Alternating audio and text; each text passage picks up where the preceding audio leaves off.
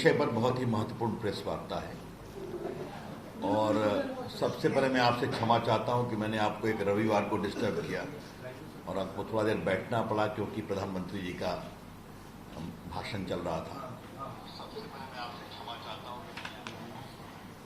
मित्रों, ये विषय महाराष्ट्र की कहानी है, लेकिन जिसका असर पूरे देश की राजनीति पर है। इसलिए भारतीय जनता पार्टी की ओर से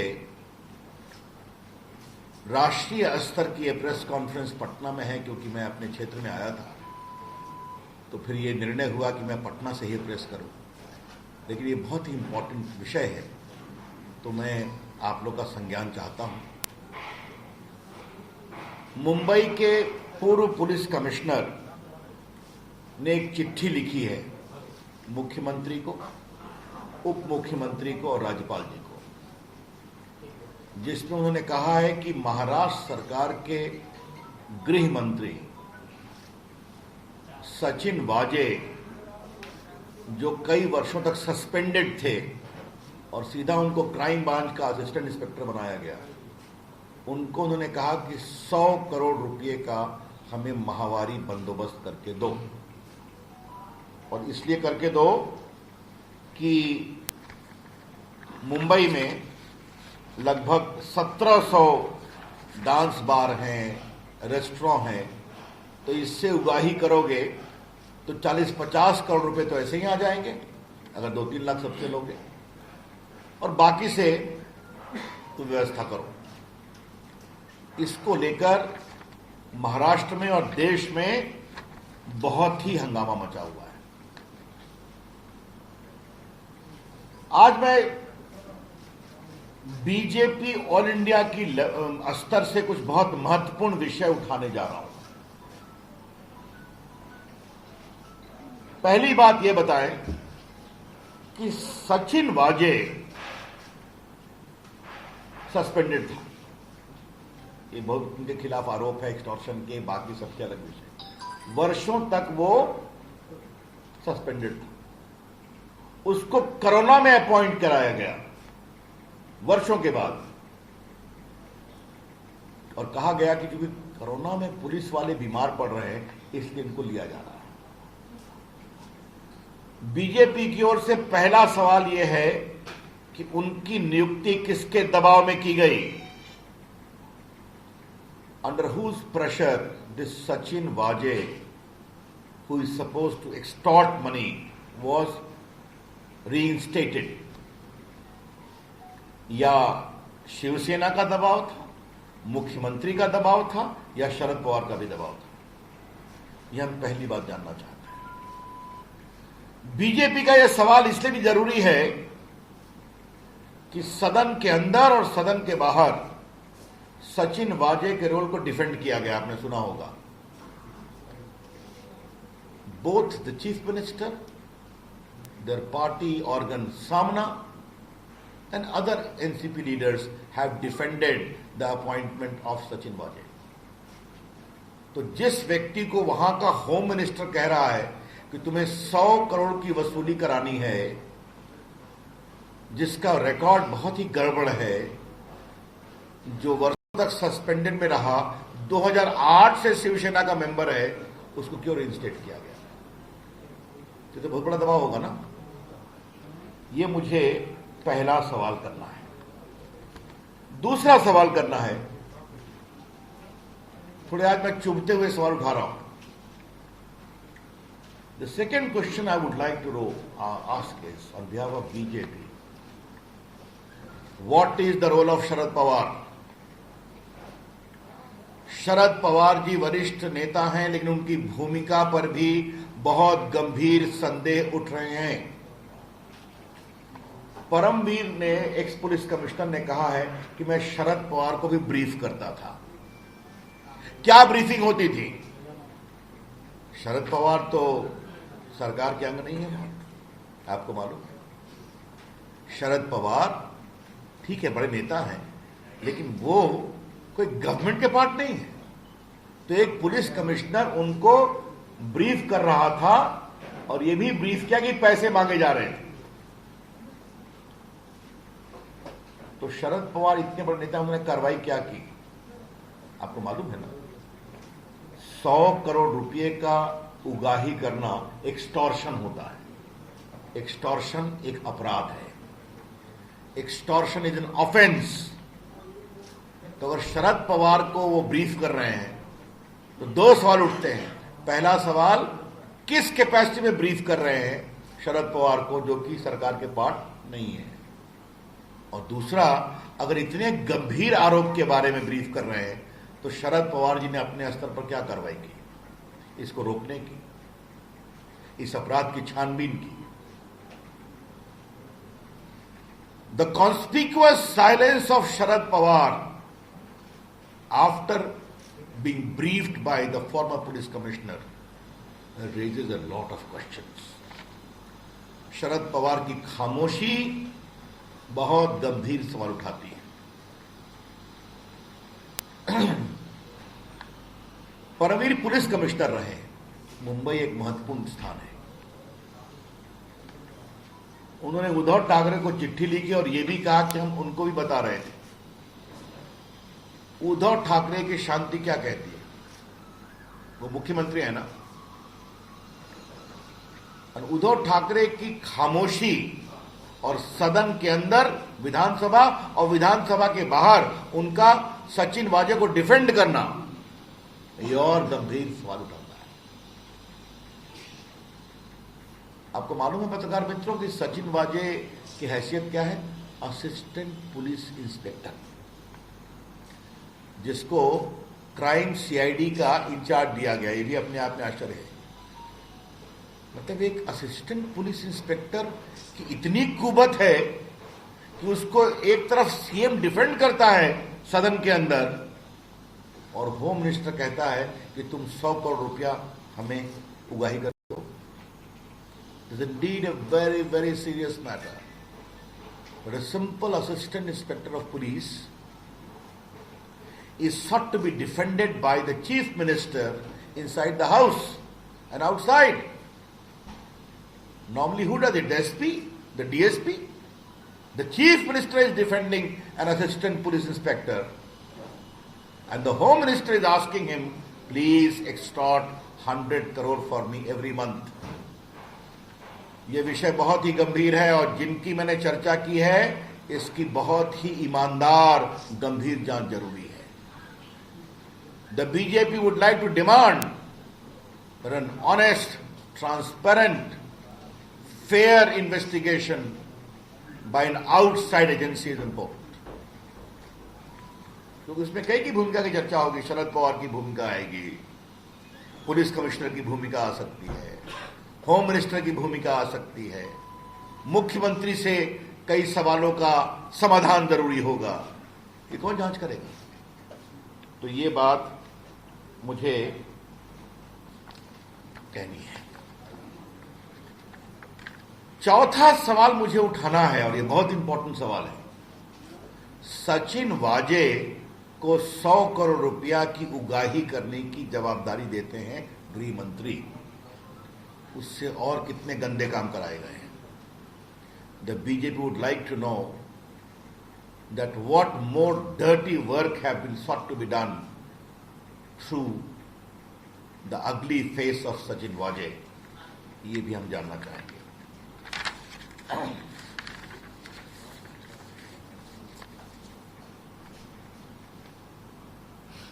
ये बात मैं इसलिए कह रहा हूं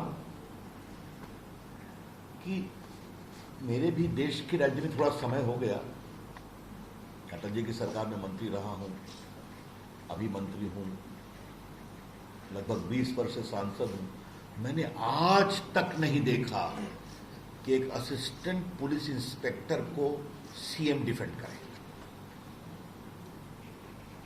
आज तक नहीं देखा, हिंदुस्तान में कहीं नहीं देखा मैंने। तो फिर एक सवाल उठाऊंगा, what was the compulsion to defend Sachin Waze? Sachin वाजे को बचाने की क्या मजबूरी थी? सचिन वाजे के पेट में क्या क्या सीक्रेट है? What are the secrets locked in the stomach of Sachin Waje? ये हम जरूर जानना चाहेंगे। क्योंकि देखिए, इस बात को समझा जाए, एक असिस्टेंट इंस्पेक्टर जो वर्षों तक सस्पेंडेड रहा, उसने कई लोगों को मारा है, वो अलग विषय, छोड़िए, उस पर मैं कुछ नहीं बोलूंगा, वो अलग जांच का विषय है। 2008 में वो शिवसेना में आता है, 8 या 9 में। कोरोना में उसको रीइंस्टेट करते हैं और उससे गलत कामों की श्रृंखला शुरू होती है। This conspiracy is wide spread. ये पूरा षड्यंत्र बहुत वाइड स्प्रेड है, ये मैं आपसे कहना चाहता हूं। ये हमारी आशंका है कि पूरी महाराष्ट्र सरकार सचिन वाजे को बचाती है, क्योंकि उसके अंदर बहुत राज है। From the surrounding suspicious circumstances, we can legitimately make an inference that a lot of dark secrets lie embedded with Mr. Sachin Waje. And therefore, the entire administration, political level, bureaucratic level, is seeking to protect him. अब जरा मुझे ये बताइए कि ये जो गृह मंत्री पर आरोप लगा है, जो एनसीपी के है ना, तो ये वसूली अपने लिए कर रहे थे कि अपनी पार्टी एनसीपी के लिए कर रहे थे, या पूरे सरकार के लिए कर रहे थे? ये बहुत गंभीर सवाल है। 100 करोड़ रुपया हर महीने उगाही करने का आदेश देना और ये भी कहना 1700 रेस्टोरेंट है, बार है, उससे इकट्ठा करो, 40-50 करोड़ तो आ ही जाएगा, 2-3 लाख मांगोगे सबसे। तो देशमुख जी स्वयं अपने लिए कर रहे थे कि पार्टी के लिए कर रहे थे? इस पर शरद पवार को जवाब देना पड़ेगा और उद्धव ठाकरे को भी बताना पड़ेगा। ये छोटा विषय नहीं है, ये भ्रष्टाचार का एक बहुत ही गंभीर मामला है और मैं मीडिया के लोगों से विनम्रता से आग्रह करूंगा इस विषय की गंभीरता को समझा जाए।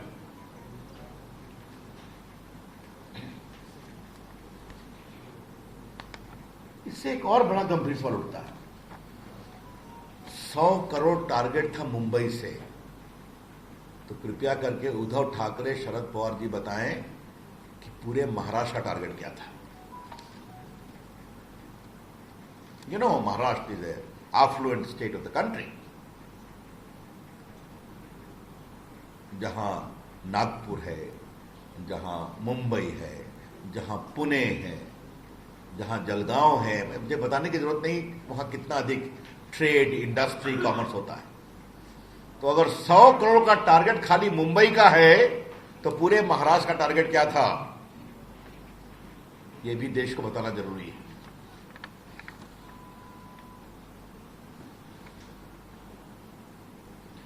और अगर एक मंत्री का टारगेट यह था, तो बाकी मंत्रियों का टारगेट क्या था?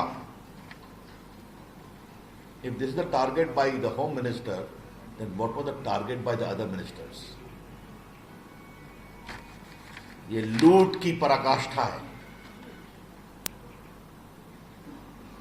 एक शब्द, ये करप्शन नहीं है, इसे कहते हैं ऑपरेशन लूट। सरकारी तंत्र का दुरुपयोग करो और जनता के पैसे लूटो, ये उसका टेक्स्ट बुक केस है।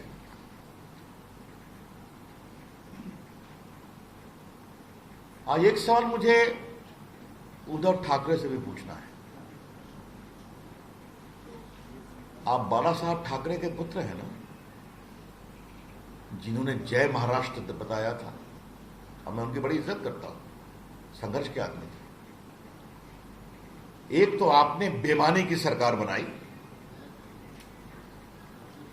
सिर्फ कुर्सी के लिए, तो अपने पिताजी के गरिमा पर क्या चोट पहुंचा रहे हैं आप? जय महाराष्ट्र, जहां आप मुख्यमंत्री हैं, वहां करोड़ों रुपए की लूट हो रही है। यह सवाल सिर्फ अनिल देशमुख गृह मंत्री के इस्तीफे का नहीं है। उद्धव ठाकरे की सरकार अपना पूरा नैतिक अधिकार शासन करने का खो चुकी है। The BJP would like to emphasize that this is not a case of simple Anil Deshmukh, the Home Minister, but all the questions which I have raised based upon evidence alleged by the Police Commissioner. It is a textbook case where Mr. Uddhav Thackeray's government has lost the moral authority to govern and remain in office even for a day.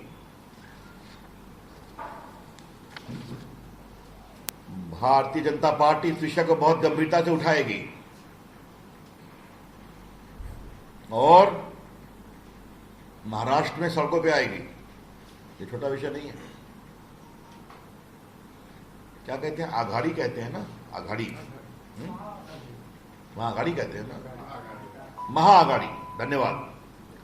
तो इसे कहते हैं लूट की महाआघाड़ी। ये शासन की महाआघाड़ी नहीं है, लूट की महाआघाड़ी है। It is not a Maha Aghadi for governance, for welfare, for development. It is a Maha Aghadi for लूट इन महाराष्ट्र। ये कमाल का मॉडल है साहब। भ्रष्टाचार की लड़ाई लड़ने में पटना के पत्रकारों को मालूम है मेरी कुछ भूमिका रही है बिहार में। वहां भी कई मॉडल था, चारा घोटाले में, अलकतरा घोटाले में। ये तो कमाल का मॉडल है साहब। ऐसा मॉडल बहुत कम देखने को मिला है, इसलिए इसे हम बहुत ही गंभीरता से लेते हैं। और मीडिया के लोगों से मेरी विनम्र प्रार्थना है, कृपया करके इस विषय को गंभीरता से लें। देश की मीडिया ने भ्रष्टाचार को एक्सपोज करने में बड़ी भूमिका निभाई है और आज आपके लिए अवसर है कि जब इतने बड़े लूट का एक कुत्सित उदाहरण सामने में आया है, अगली example, please examine it properly and continue to report for the country. Thank you, that's all from me. Any questions? Ravishankar ji, केंद्र में आपकी सरकार है, वहां जांच करवाएंगे क्या? अब ये विषय शासकीय स्तर पर लिया जाएगा। एनआईए तो जांच कर रही है। वो जो घटना हुई है टिला के सामने में और एक जो गाड़ी को अंदर मारा गया है, देखते हैं सब। उन्होंने मिस्टर वाजे को भी गिरफ्तार किया, लेकिन ये तो नई कहानी है ना, देखते हैं।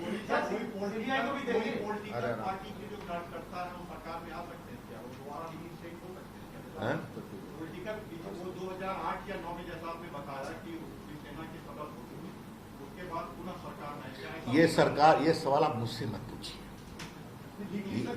ऐसा है, सिंपल सी बात है। अब लीगली वो नहीं आ सकते, वो दिखा देंगे कोई इस्तीफा दे दिया उन्होंने समझाने से, उधर रिकॉर्ड भी बना सकते हैं। लेकिन ये तो अपने आप में बड़ा अजूबा है ना कि कोरोना काल में क्योंकि पुलिस वालों की कमी है इसलिए उनको बना दिया और बना करके असिस्टेंट इंस्पेक्टर को सीधा पूरा क्राइम का इंचार्ज बना दिया मुंबई में। और बाकी उनकी कहानी तो मैं बता ही चुका हूँ।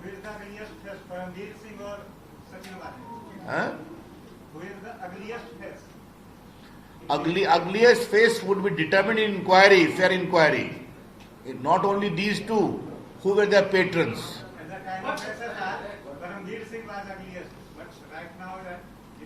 Who? Paramjit Singh, police commissioner. Sultan Singh Rajput के केस में बहुत फजीहत हुई। देखिए ऐसा है, उनकी फजीहत तो सब जानते हैं, लेकिन अभी तो वो पुलिस कमिश्नर ने इतना बड़ा आरोप लगाया है कि वाजे ने हमको आके बताया कि मंत्री जी ये मांग रहे हैं, तो ये सारे की जांच तो होनी चाहिए ना।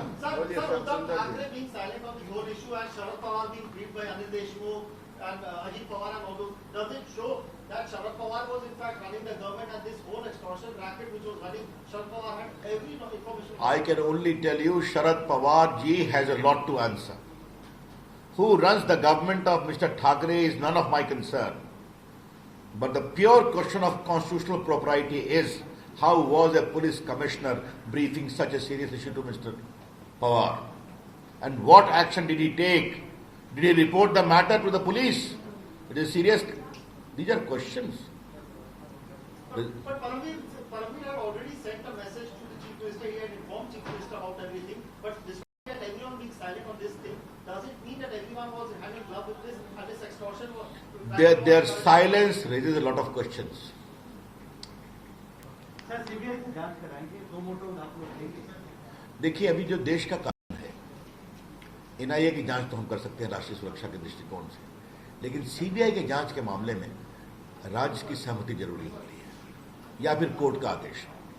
समझते हैं, हम फेडरल प्रिंसिपल का सम्मान करते हैं, लेकिन अगर उद्धव ठाकरे चाहते हैं कि दूध का दूध पानी का पानी हो तो उनको स्वयं सीबीआई को ऑफर करना चाहिए।